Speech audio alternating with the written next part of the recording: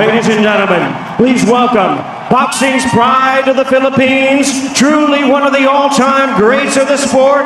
Here is the renowned 12-time 8-division champion of the world, introducing the one and only Manny Pacman Pacquiao!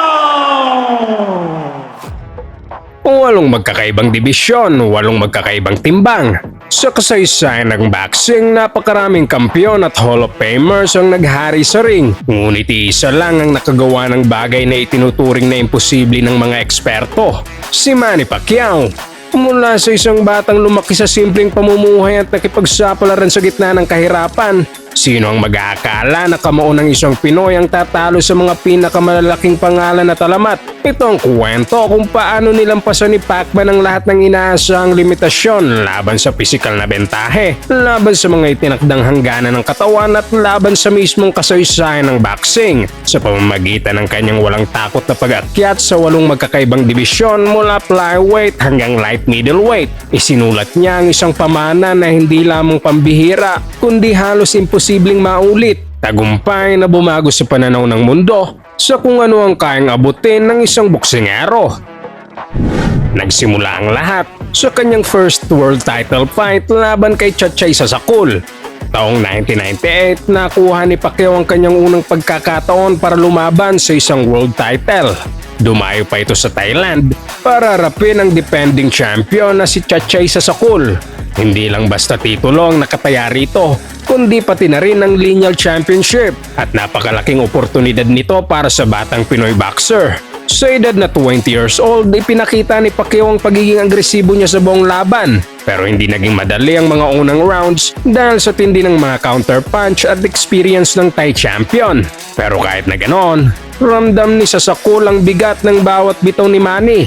Sinubukan pang sabayan ng kampiyon ang walang tigil na atake ni Pacquiao, pero pagdating ng round 8 doon na nagbago ang takbo ng laban. Isang mabilis at malakas na straight left ang tumama sa panga ng Thai champion na nagpatumba kay Sasakul sa canvas na hindi na nakabangon pa. Pag-akyat niya sa ikalawang dibisyon, hinarap niya ang South African champion na si Lelo Leduaba. Ilang linggo pa lang noon si Pacquiao sa Amerika nang biglang dumating ang isang malaking break. Ito rin ang unang pagkakataon na nakasama niya si Coach Freddie Roach. Naging makasaysayan ang laban na ito matapos gulatin ni Manny Pacquiao ang world champion. Ang 8 taong unbeaten streak ng kampiyon ay naputol lang sa kamay ng isang late replacement fighter. Nagsilbi itong undercard sa MGM Grand sa laban ni Oscar De La Hoya at Javier Castillejo kung saan nakuha ng Golden Boy ang kanyang world title sa ikalimang dibisyon. Sa simula pa lang, nakuha agad ni Manny ang kontrol matapos niyang basagin ang ilong ni Leduaba. Gulat na gulat ang kampo ng kampiyon dahil kahit short notice, nasa ibang level ang bilis ng Pinoy. Matapos ang ilang beses na pagbagsak, tuluyan nang inagaw ni Pacquiao ang corona bitbit ang $40,000 na premyo na formal na nagpakilala sa kanyang bagsik sa mga fans sa Amerika. Para sa ikatlong dibisyon, nakatapat ni Pacman ang Mexican legend na si Marco Antonio Barrera.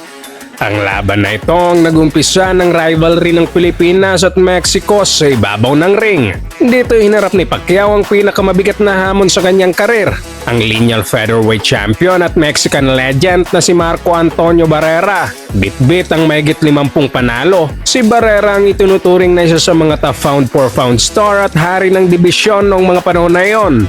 November 2003 sa Aladome, nasaksihan ng mundo ang bagsik ng bagyong Pacman. Kahit bumagsak si Manny sa isang controversial knockdown sa simula, rumesback siya at nagpaulan ng mga sunod-sunod na kombinasyon gamit ang kanyang bilis. Hindi nakasabay ang Mexican champion sa tindi ng pambubugbog, kaya't pagdating ng round 11 ang mismong corner na ni Barrera ang umakyat sa ring para ipatigil ang laban. Ang makasaysayang panalong ito ang nagpakilala kay Pacquiao bilang ganap na elite superstar. Sa ika-4 na dibisyon, muli niyang nakasagupa ang mortal niyang karibal na si Juan Manuel Marquez. Noong 2008, muling nagharap si Pacquiao at Marquez para sa kanilang inaabangang rematch. Ito ang isa sa mga pinakamalalaking bakbakan noon na binansagang unfinished business. Dahil nauwi sa split draw ang una nilang tapatan, doon na nga umigting ang itinuturing ngayon na isa sa pinakamalupit na rivalry sa kasaysayan ng boxing. Noong March 15, 2008 sa Mandalay Bay sa Las Vegas, naganap ang walang urungang salpukan kung saan karangalan ng kani-kanilang bansang nakataya. Sa tindi ng laban, halos walang yakapan. Tuloy-tuloy ang mga kombinasyon ni Pacquiao habang sumasagot naman ang matutulis na right straight si Dinamita. Walang gustong pumikit dahil sa walang humpay na aksyon. Dahil sa knockdown na nagawa ni Pacquiao sa round 3, 2 sa 3 judges ang nagbigay sa kanya ng pabor para makuha ang panalo via split decision. Sa tagumpay na ito, nasungkit ni Manny ang kanyang ika-4 na world title sa magkakaibang weight class at naging lineal champion sa ikatlo niyang dibisyon. Dahilan para muli siyang hirangin bilang Fighter of the Year sa pangalawang pagkakataon. Sunod niyang inakyat ang ika-5 dibisyon para hamunin si David Diaz. Sa dami ng karangalang nakuha niya, lalo pang nagutom si Pacman na patunayan ang kanyang sarili. Kaya naman agad siyang umakyat sa lightweight division para subukan kung hanggang saan pa ang kaya niyang marating. Galing si Diaz sa malaking panalo laban kay Eric Morales, pero ibang hamon ang naghihintay sa kanya dahil si Pacquiao na ang bagong pound for pound king at determinado itong masungkit ang korona sa ika-5 niyang dibisyon. Noong June 28, 2008, nagtamo si Diaz ng malalim na cut sa itas ng kanang mata. At pagdating naman ng round 7, nagkaroon din ito ng malaking sugat sa nose bridge kaya't 2 beses pa siyang sinuri ng ringside doctor. Pagsapit ng round 9, masa pa nga ni Diaz na nagpasubsob sa kanya sa canvas. Isang dominanting knockout victory na nagluklok kay Manny bilang kauna-unahang Asyano na naging kampiyon sa 5 magkakaibang dibisyon. Sunod niyang hinarap sa ika-6 na dibisyon ang British boxing star na si Ricky Hatton. Matapos i-demolish ni Pacquiao ang boxing legend na si Oscar De La Hoya noong December 2008 na naging dahilan para magretiro ang Golden Boy, napatunayan na ni Manny na kaya niyang magdomina sa mas mabibigat na weight class. Kaya naman mas naging mainit ang build-up sa susunod niyang laban kontra kay Ricky Hatton. Bago pa man ang mismong tapatan, naging mainit na ang bakbakan sa media dahil sa matinding trash talkan ng kanilang mga trainer na si Freddie Roach at Floyd Mayweather Sr. Noong May 2, 2009 sa MGM Grand sa Las Vegas, nagharap ang dalawa kung saan nakataya ang The Ring at IBO Light Welterweight titles. Sa kabila ng bagsik ng Pinoy, pumasok sa ring ang British champion na kumpiyansang kaya niyang depensahan ng kanyang mga korona. Pero pagtunog pa lang ng bell, agad naging brutal ang takbo ng kwento. Sa round 1 pa lang, 2 beses agad na pabagsak ni Manny si Hatton gamit ang kanyang mga solidong patama. Hirap na hirap ang Briton dahil kulang ang depensa niya laban sa bilis at bagsik ng Pinoy. Sa huling bahagi ng round 2, nagpakawala si Pacquiao ng isang solidong left hook na tumama sa panga ni Hatton, dahilan para bumagsak ang Briton sa canvas at mawala ng malay. Dahil sa tindi ng impact, nanalo ito bilang knockout of the year kung saan naging lineal champion si Manny sa 4 na magkakaibang dibisyon habang pinantayan din niya ang makasaysayang 6 division world title record ni De La Hoya. Sa parehong taon, muling umakyat si Pacquiao sa kanyang ika-7 dibisyon para hamunin ang Puerto Rican star na si Miguel Cotto. Bago ang laban, isang talo pa lang ang nasa record ni Cotto dahil sa kontrobersyal niyang pagkatalo kay Antonio Margarito. Sa laban, nakataya rin ng lineal championship belt kaya't mataas ang stakes ng tapatan. Marami ang nag-aalala kay Manny dahil mas malaki at kilalang heavy hitter si Cotto. Pero hindi umatras ang Pinoy. Itinuloy niya ang laban para gumawa na naman ng kasaysayan. Sa mga unang rounds, palitan ng solidong suntok ang naging eksena. Pero hindi nagtagal, 2 beses na pinadapa ni Manny si Cotto. Isa sa round 3 at isa ulit sa round 4.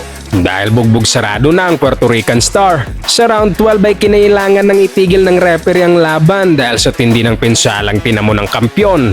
Sanhi ng dominating TKO victory na ito, umakot si Pacquiao ng 3 major awards sa pagtatapos ng taon. Naging back-to-back Fighter of the Year siya, naging lineal champion sa 5 magkakaibang dibisyon at opisyal na kinilala bilang kauna-unahang 7 division world champion sa kasaysayan ng boxing. Para sa kanyang ika-8 at huling dibisyon, hinarap ni Manny ang Mexican Giant na si Antonio Margarito. Marami ang nagtatanong kung hanggang saan pa aabot ang tapang at determinasyon ni Pacman. Kaya naman sa sumunod na taon, muli siyang umakyat ng weight class para patunayan na walang limitasyon ang kanyang galing. Ang laban kontra kay Margarito ay tinuturing bilang David and Goliath match. Kaya naman excited ang buong mundo na mapanood kung makakayanan ba ni Pacman ang literal na malaking hamon. Ngunit pagdating ng laban, naging punching bag lang si Margarito at halos hindi makaganti. Nagpaulan si Pacquiao ng mga mabibilis na kombinasyon na talagang nagpahirap sa Mexican fighter. May mga pagkakataong nakakakonekta si Margarito pero agad din itong sinasagot ni Manny ng triple ng dami ng suntok. Dahil bugbog sarado na ang kalaban, may mga pagkakataon pa na tumitingin si Pacquiao sa referee para itigil na ang tapatan. Ngunit hinayaan lang ito ng opisyal na magpatuloy. At dahil sa tindi ng natanggap na parusa, nagtamo si Margarito ng serious injury sa mata na nakaapekto sa karir nito. Dito rin tuluyang sinelyuhan ni Manny Pacquiao ang isang pambihirang legasiya, isang record na mananatiling nakatatak at imposible ng mabura, ang nag-iisa at walang katulad na 8th Division World Champion sa kasaysayan ng boxing.